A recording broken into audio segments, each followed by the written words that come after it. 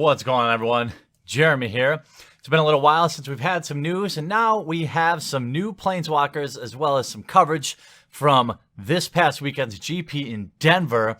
Make sure if you're going to be at GP Milwaukee that you come see me, my smiling face and my beard, and I'll have some goodies in my Santa's sack for you should you catch me early enough. So let's jump right in. We have at least 3 new Planeswalkers in Aether Revolt. The first is going to be a Johnny Unyielding. Now, a lot of people are concerned about, obviously, the 6 mana cost, but we all know Elspeth kind of disproved that a 6 mana walker can't be strong enough to compete and change the game in Standard. Now, he's 4 and a green and a white. His +1 is reveal the top 3 cards of your library, put all non-land permanent cards revealed in this way into your hand, the rest on the bottom of your library. Very strong. It's -2, exile target creature. Its controller gains life equal to its power, so not terrible. Could get rid of an Emrakul if you needed to. And his ultimate is -9. Put 5 1/1 counters on each creature you control and 5 loyalty counters on each other Planeswalker you control.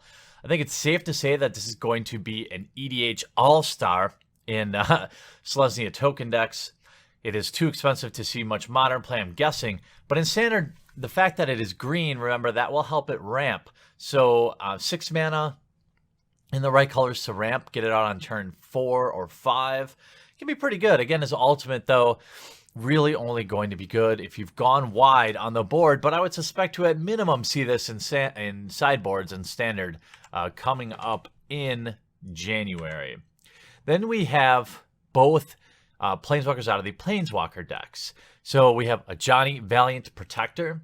It is a 4 loyalty, 6 mana Planeswalker, where his +2 is put 2 1/1 counters on up to 1 target creature. That's pretty weak, I think. But, of course, these are supposed to be weak. He has a +1. Reveal cards from the top of your library until you reveal a creature card. Put that card into your hand, and then the rest on the bottom of in any order. So make sure you get a creature, of course. That's good. And -11. So you're going to need, what, 5 turns at minimum? 4 turns? 4 turns minimum of +2ing. Then you can ultimate. Put X 1/1 green counters on target creature where X is your life total. And that creature gains trample till end of turn. It could be problematic, but if your life total is low, it's really not that great. I mean, if you're at 5 and you need to swing to win, it may not be enough. Giving it trample is relevant, but I don't know. I'd love to hear what you think about it. Obviously, this should be looked at through the correct lens in that it's going to be, it's for new players and it's going to be fun. It's going to look great. The art is beautiful. A lot of people even saying that the Unyielding is not as nice as this one. So I don't know. Then we have Tezzeret, Master of Metal. And this guy looks at the very minimum fun for EDH and casual play at 6 mana, 5 loyalty. +1 reveal cards from the top of your library until you reveal an artifact card. Put the card in your hand and the rest on the bottom of your library in any order. Totally Tezzeret ability, flavorful. Not that great, but fine. -3, your target opponent loses life equal to the number of artifacts you control. Now, this could be very fun in like an EDH type deck, an affinity type deck. Definitely interesting. Again, 6 mana walker. Not going to see really any standard play probably. Coming at a time in which there are a lot of artifacts that could be played, but it seems really unlikely that this will see standard play. But -8, gain control of all artifacts and creatures target opponent controls. So maybe it's going to take you 3 turns to tick it up. So on the 4th turn, you could ultimate Tezzeret. But again, probably too slow for standard. But we've been proved wrong by Elspeth before. What I'm most interested in hearing, which one of these 3 Planeswalkers do you like the best? And keeping in mind their intention in terms of design, what do you think of them? Got a deck you want to put them in? Let me know in the comment section down below. And while you're at it, make sure you crush that thumbs up button right below. It helps the channel get noticed more by new people and helps grow the community, and it's free. So I appreciate that. We actually have a honorable mention.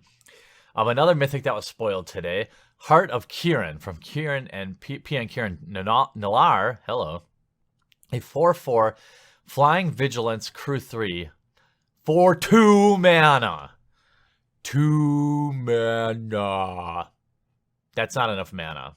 This card is busted. You may also remove a loyalty counter from a Planeswalker you control rather than pay for Heart of Kieran's crew cost. So instead of a crew 3, you can remove a loyalty counter. Bam, attack with a 4/4 Flying Vigilance. A Sarah Angel, basically. Very good. You could play the Looter Scooter and this or this on turn 2, which is really insane.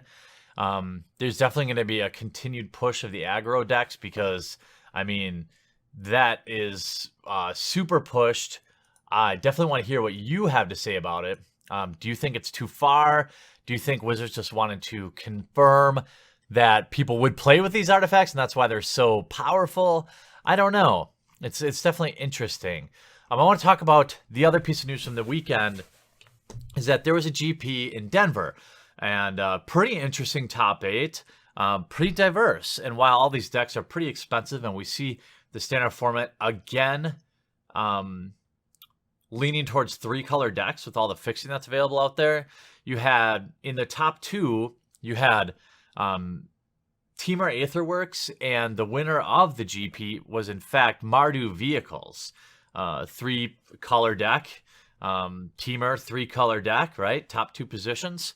Then we had in the rest of the top 8 rounding out, we had a red-white aggro deck, a blue-white flash deck ×2. There's 2 of those. A blue-red zombie emerge deck. That's really interesting. I need to look at the deck list for that. Blue-white Panharmonicon, which some say is pseudo-broken. And we had a red-green Aetherworks. So we had, 4 or 5 different decks in the top 8? I think that's pretty good. I think Wizards has done a good thing in diversifying the format.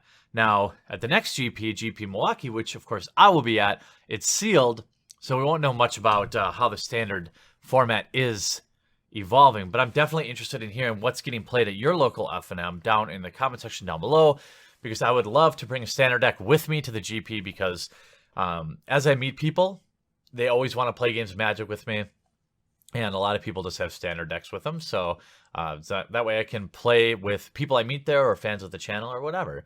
So that's it for Monday's news. What do you think of those new Planeswalkers, and what do you think of the diversity in the standard format? Is it a fluke?